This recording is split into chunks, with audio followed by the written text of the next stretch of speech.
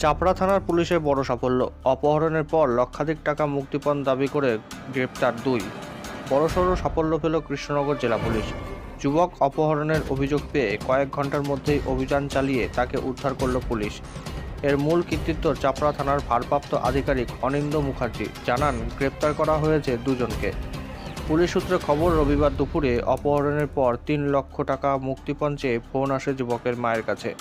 এরপরই ওই যুবকের মা মাছুরা ঘারামি পুলিশের দ্বারস্থ হন। তদন্তে নেমে প্রায় সঙ্গে সঙ্গেই অপহরণের ছক ধরে ফেলেন পুলিশ কর্তারা। সেই মতো অপারেশন চালিয়ে মেলে সাফল্য। জানা গিয়েছে, চাপড়া থানার তালুকোদা গ্রামে বাসিন্দা মাছুরা ঘরামি তার ছেলের চাপড়া বাজারে আত্মীয়ের বাড়িতে গিয়েছিলেন উস্তম শেখ। সেখান থেকে বেরোনোর পর আমজাদ শেখ নামে এক ব্যক্তি সহ কয়েকজন উস্তমকে অপহরণ করে নিয়ে যায়। এরপর ফোন করে 3 লক্ষ টাকা মুক্তিপণ চাওয়া হয় মায়ের কাছে। সঙ্গে সঙ্গে চাপড়া থানার দ্বারস্থ হন মা। গোটা বিষয়টি জানান পুলিশকে।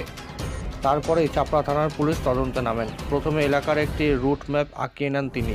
সেই রুট ম্যাপ ধরে প্রত্যক্ষদর্শীদের বয়ানের ভিত্তিতে অপহরণকারীদের মোবাইল ফোনে সূত্র ধরে গতিবিধি নজর এনে অভিযান চালায় পুলিশ আধিকারিকরা। অপহরণকারীদের নাম পরিচয় জানতে পারেন। চাপড়া থানার আলফা গ্রামের বাসিন্দা আমজাদ শেখ ও ফিরোজ শেখ পূর্ব বর্ধমান জেলার নাদনঘাট থানার এলাকার উস্তম শেখকে অপহরণ করে বলে জানতে পারে। এরপর নাদনঘাট থেকে ওই যুবককে উদ্ধার করে পুলিশ। সোমবার ধৃতদের কৃষ্ণনগর জেলা দায়রা আদালতে হাজির করা হয়। পুলিশের তরফে 14 দিনের পুলিশ হেফাজতের আবেদন জানানো হয়েছে।